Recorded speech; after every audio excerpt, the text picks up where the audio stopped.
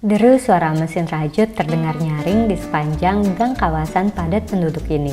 Setiap harinya, ratusan mesin manual ini mampu menghasilkan lembaran kain rajut untuk kemudian dijadikan produk fashion rajut berbagai model, baik kebutuhan seragam anak-anak, sekolah, sweater, kardigan. Di sini, para pengrajin guyup dalam produksi. Jika ada keterbatasan alat di suatu rumah produksi, maka yang lain akan siap sedia menampungnya. Inilah yang menjadi kekuatan sentra rajut Binong Jati. Meskipun banyak kendala fasilitas, para pengrajin sudah canggih dengan mengelola sosial medianya menjadi daya tarik. Hai, ketemu lagi aku, Kisah Seniman. Di Sokoguru Explore hari ini, kita akan jalan-jalan ke sentra rajut Binong Jati. Shh, jangan salah, di gang-gang Binong Jati, kamu bisa menemukan rajut yang mampu menembus mancanegara. Yuk kita explore! Sentra Rajut Binong Jati bertempat di kawasan Ibrahim Aji atau Kiara Condong. Tempatnya ada di tengah-tengah kota Bandung. Dari sini, produk-produk pakaian berbahan rajut memasok pasar pakaian terbesar di berbagai kota di Indonesia, seperti Pasar Baru di Bandung, Pasar Tanah Abang di Jakarta, Surabaya, hingga ke mancanegara seperti Malaysia, Singapura, hingga benua Amerika dan Eropa, bahkan sampai Afrika. Kawasan Rajut Binong tumbuh seiring perkembangan industri tekstil di Kota Kembang. Pabrik-pabrik tekstil ini menghasilkan bahan baku seperti benang berkualitas hingga kain jadi. Dan Binong berkembang menjadi sentra unik di Bandung, mengolah benang jenis wool menjadi kain rajutan sejak tahun 1970-an. Kawasan Binong yang dulunya merupakan kawasan industri kain menjadi lahan strategis untuk para pengrajin. Para pekerja pabrik pulang ke sini dan membuat usaha rajutnya sendiri. Sampai hari ini, di gang sempit ini, ribuan pengrajin rajut menggantungkan perekonomiannya merajut kehidupan. Suhaya Wono, Ketua Asosiasi Pengrajin Binong Jati, akan memaparkan bagaimana asal-usul pengrajin Binong Jati. Dari beliau, kita akan tahu soal sejarah rajut Binong lebih dekat lagi. Pak, aku penasaran sama sejarahnya dari rajut Binong Jati ini. Gimana sih, Pak? Oh, untuk rajut Binong Jati dimulai pada tahun 1965. Itu berawal dari orang sini itu bekerja di rumah-rumah pabrik rajut yang milik PNI Keturunan. Itu dapat order dari pabrik besar. Karena order melimpah, akhirnya si pabrik rumahan itu memberikan mesinnya untuk dipakai. Bukan dibeli, disewakan untuk memulai usaha di rumah-rumah di Binong Jati. Nah, para tenaga kan pada lihat, oh ternyata ada apa sih ini? Bikin apa sih ini? Akhirnya bertanya, akhirnya dia belajar. Nah, dari situlah ilmu tentang merajut itu berawal. Akhirnya ada sekitar 5 pengrajin atau 10 pengrajin. Cuman puncak rajutan itu pada tahun 1997 pas krisis ekonomi. Yang lain pada melorot. Nah, Binong Jati itu naiknya pesat sekali, karena banyak cari rajutan ke Binong Jati. Itu menambah pengrajin rajut mencapai 400 rumahan seperti itu. Pak, gimana caranya supaya Binong Jati bisa terus mempertahankan ini secara turun-menurun? Untuk mempertahankan biar usaha ini lestari turun-menurun, kita ada pengkaderan, Mbak. Jadi dulu tahun 2000-an itu kita ikut program pemerintah, pelatihan, pameran, studi banding. Nah, untuk bisa tetap mengadopsi program-program pemerintah, nah kita ada pengkaderan, Mbak. Nah, yang anak-anaknya pengrajin, kita rekrut. Karena kalau bapaknya sudah sangat sulit lah, dia lebih fokus di produksi. Nah, akhirnya kita anak-anaknya yang kita suruh pelatihan, pameran, dan akhirnya si generasi muda sekarang, dia melek informasi, melek digitalisasi. Nah, akhirnya bapaknya, orang tuanya berproduksi, anak-anaknya alhamdulillah sekarang dia bisa memasarkan secara digital, seperti itu, secara online. Kelompok rajut ini terbagi dalam beberapa tahap produksi. Pertama, bagian rajut dari benang menjadi kain. Kedua, dari kain rajut dijahit menjadi pakaian. Bagian ketiga, proses steam atau penguapan agar baju menjadi rapi dan halus. Boleh diceritain nggak, Pak? Ini tuh prosesnya apa aja? Ini lagi bikin rajut selamar-selamar istilahnya. Oh, bikin rajut lembaran ini? Iya. Oh, jadi prosesnya alat ini bekerja tuh mulainya dari mana, Pak? Ya, kita pasang dulu benang. Langsung dirajut aja jadi selamar-selamar gini. Oke, jadi pasang benang itu yang di bawah, terus ditarik ke atas, terus langsung dimasukin. Langsung dirajut. Ya. Oke, kalau ini tuh ngatur gede kecilnya dari mana? Dari offset jarum. Dari offset jarum. Yang mana tuh Pak offset Yang jarum? ini yang sebelah Boleh sini nih. ditunjukin nggak Pak? Yang sebelah sini, sebelah sana ada satu. Oh, kalau yang ini berarti apa? Ini mau buat istilahnya mah kalau ini mah tebal tipisnya. Tebel tipisnya Ya, itu berarti dikontrolnya di ya, sini. ya. Oke. Ini kira-kira ada berapa jarumnya Pak? Ini sekitar 200 lebih ini. Wow. Oke, berarti dalam satu hari bisa bikin berapa lembaran rajut? Ini kalau ini sekitar 24 berarti 48 per hari. 48 lembar. per orang, per mesin. Per mesin. Oke. Kalau gitu selanjutnya dari proses bikin kain lembaran ini kita kemana nih Pak? Kita langsung ke jahit aja di bawah. Jahit di bawah? Iya. Oke.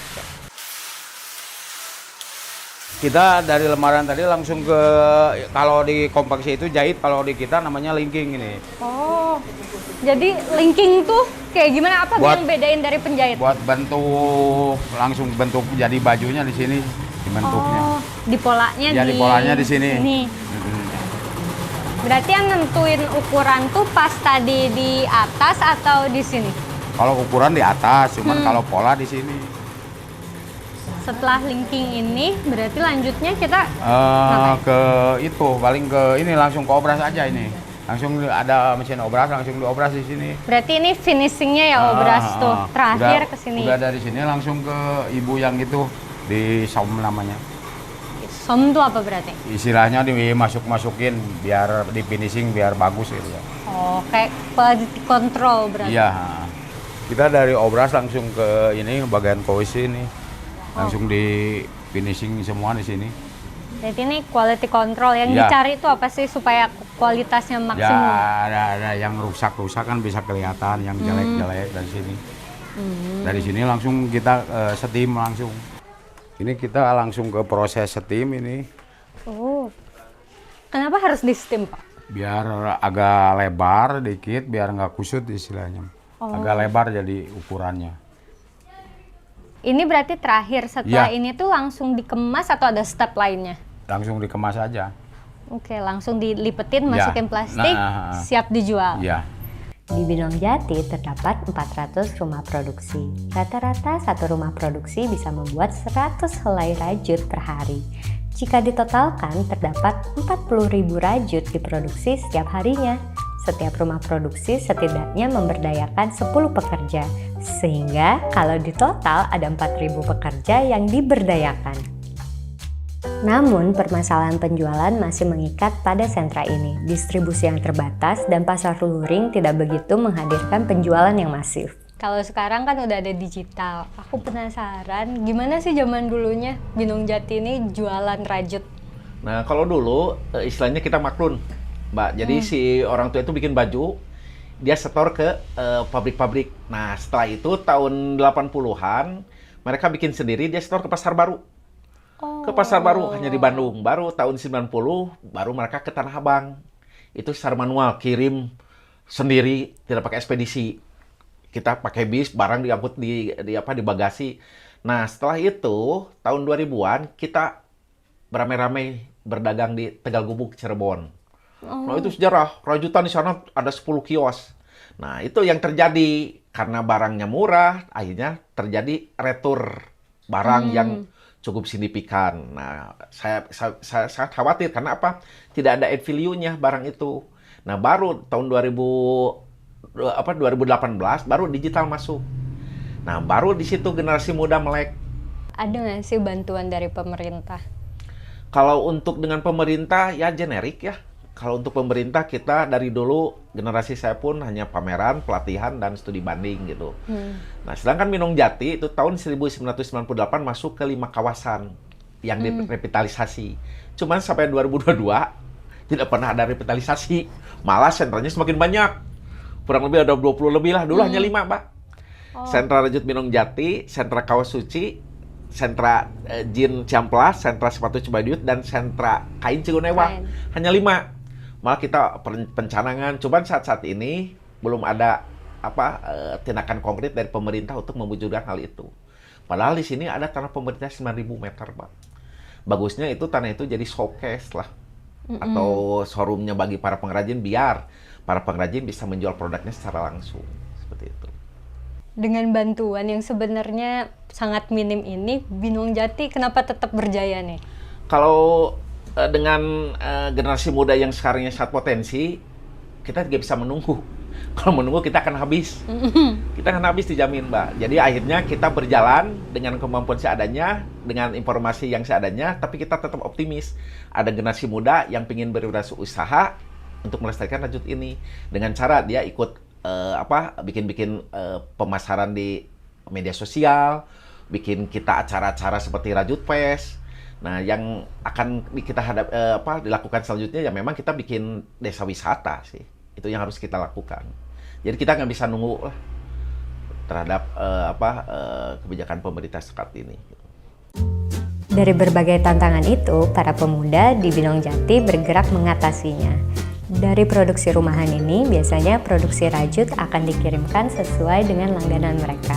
Mereka tak hanya memasarkan produk rajut secara konvensional, tapi memanfaatkan sarana marketplace di kamar seluas 4x5 meter. Beberapa anak muda kini mengelola marketplace ini. Setiap harinya mereka melayani pembelian produk rajut dan mengirimkan paket ke pembeli. Bahkan sejak pandemi sampai hari ini, penjualan online lebih masif dibandingkan yang konvensional. Gimana cara supaya pengrajin bisa bergabung ke sini? Biasanya pengrajin itu dia menawarkan model yang lagi mereka buat ke kita.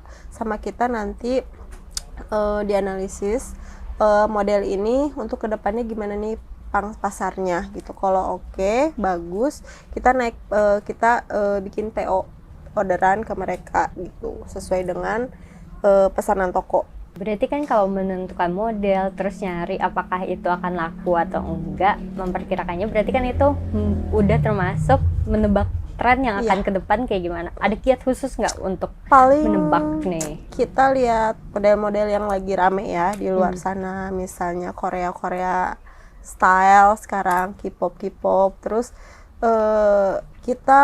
kebetulan kita di sini banyak mahasiswa magang. Nah, itu bisa kita ajak diskusi.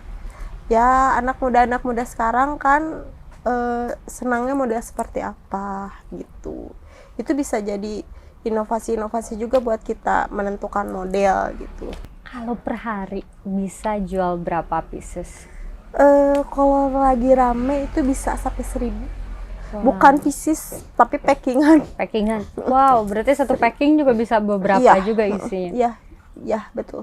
Satu packing nggak hanya satu. Dan Shopee kita juga kebetulan kebanyakannya reseller dia larinya ke Shopee. Gitu. Jadi bisa ada yang order langsung 50 piece di Shopee, bisa.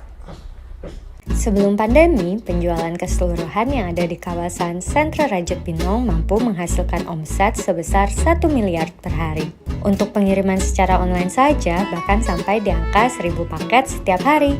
Kalau sedang sepi pun ada di sekitaran 600 pieces. Perputaran besar ini menjadi bukti bahwa pengrajin Rajut Binong telah menyerap tenaga kerja dan produktivitas yang tinggi. Generasi tiap generasi bertahan dan terus berkembang menjawab tantangan dan inovasi dari perkembangan rajutan.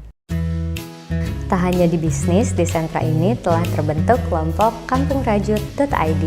Di bawah manajemen kelompok ini, mereka membangun sistem agar Binong tumbuh bukan sekedar kawasan produksi saja, tapi menjadi destinasi wisata dan pendidikan rajut.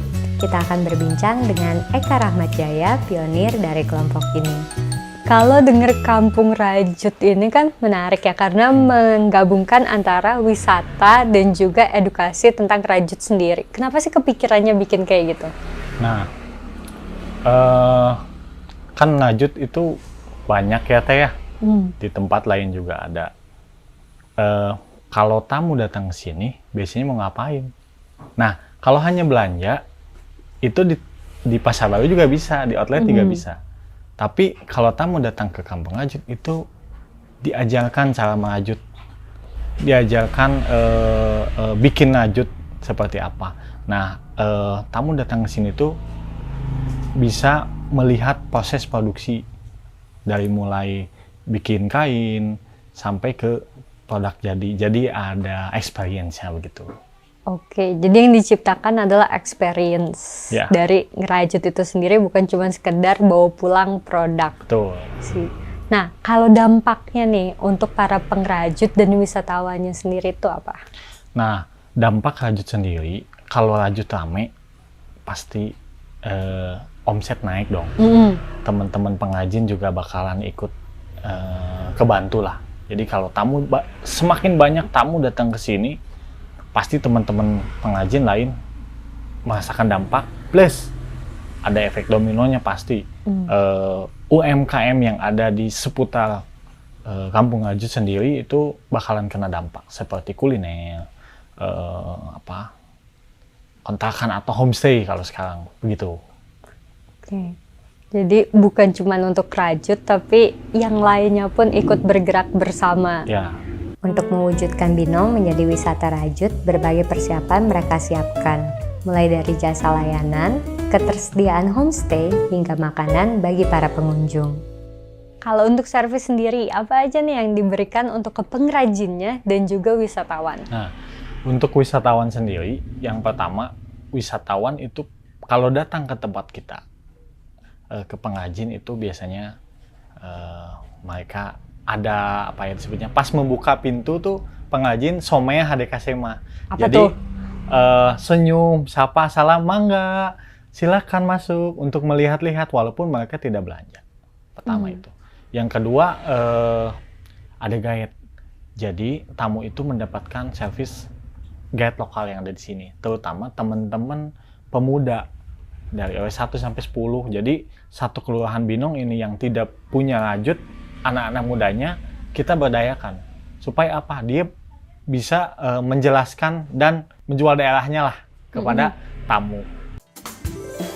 Sayangnya, kawasan sentra Binong bukan kawasan yang memang disiapkan sebagai kawasan wisata. Berbagai tantangan menjadi pekerjaan rumah, seperti ketersediaan tempat parkir, informasi kawasan, hingga fasilitas seperti toko oleh-oleh. Tantangan apa aja sih Bu yang dihadapi sama Kelurahan Binong ini? Kelurahan Binong tantangannya, sebetulnya tantangan itu udah seperti tantangan yang sudah biasa kita hadapi. Di antaranya tantangan untuk membentuk masyarakat. Masyarakat di sini kebanyakan para pendatang. Para pendatang itu kan tidak monoton dari satu daerah, itu bercampur dari bermacam-macam daerah. Jadi kami harus selalu berkomunikasi dengan masyarakat untuk menjadikan Binong ini Binong yang semakin maju, Binong yang semakin ke depan untuk warganya, begitu. Apa aja sih yang udah dilakukan sama Kelurahan Binong untuk mengatasi permasalahan itu? Langkah yang sudah kami lakukan, ya seperti tadi saya bilang, mungkin kita sudah melaksanakannya dengan cara seringnya kita berkomunikasi dengan masyarakat di wilayah Binong ini dengan cara monitoring ke wilayah-wilayah yang ada di Binong.